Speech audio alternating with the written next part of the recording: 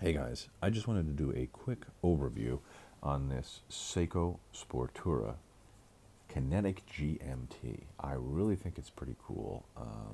Not just because I do think, and I think a lot of others who've had a chance to take a look at it think that it mirrors some of the great design cues of the Rolex Explorer 2 Polar. As you can see, it does have that really kind of beautiful pearlish white dial with really nice inky black indices there that really pop. They really stick out. And you can see it's a very legible watch.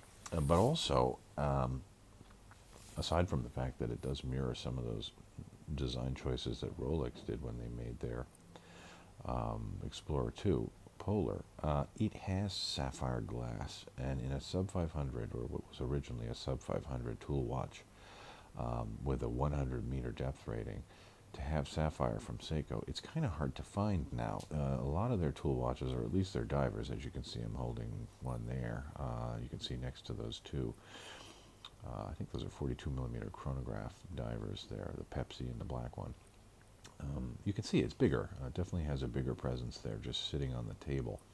But on the wrist, because it's only a 12 millimeter high watch, it doesn't feel huge. If you have a mid-size or 7-inch, a little north of that, you're okay. It's something you can pull off, which is why I'm thinking of it for my wrist. Here it is next to one of the much larger, newer Kinetic GMT watches. And again, kinetic movement here, pretty neat. It has a rotor that charges a little generator and then charges, it goes into a battery, which will give you up to a 6-month power reserve just with the movement of your wrist once it gets cranking. The other really super duper thing I found is, especially after having just recently purchased a Sumo, this one has the clasp it deserves based on the quality of the watch itself overall. It has a high quality machined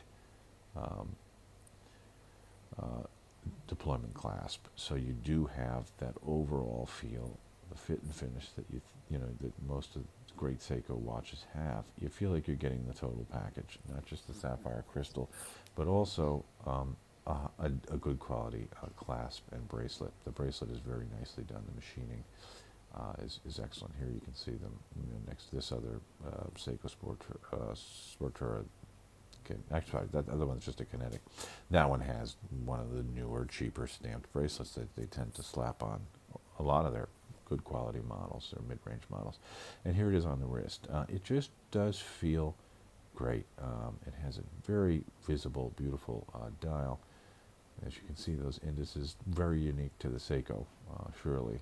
Definitely more of a Seiko design. And that nice flat crystal with AR coating, that beautiful sapphire crystal. Okay, anyway, just let me know what you guys think about this one. I really do think this is a rare one. I have not been able to find it anywhere in the U.S. except on some websites. I think in most cases that was an import. And the price of this one now is north of $570, and I've seen some even go over 700. So they are getting harder and harder to find. This one here, I'm lucky enough to have been able to find it at a department store in Asia for under 400. So in this case, I may end up taking it. It's the last one I was able to find. And after finally getting it on my wrist, I do think it's a great choice. So if any of you guys out there have one of these, or you've been looking for one, let me know what you think of the build quality and what it offers, because it is a true GMT with quick set hours, and it's something that's just harder to find, I think, in the Seiko line, but just in any Japanese watch. Okay, guys, well, that was a quick look at this. Let me know what you think. Leave some comments below. Thanks.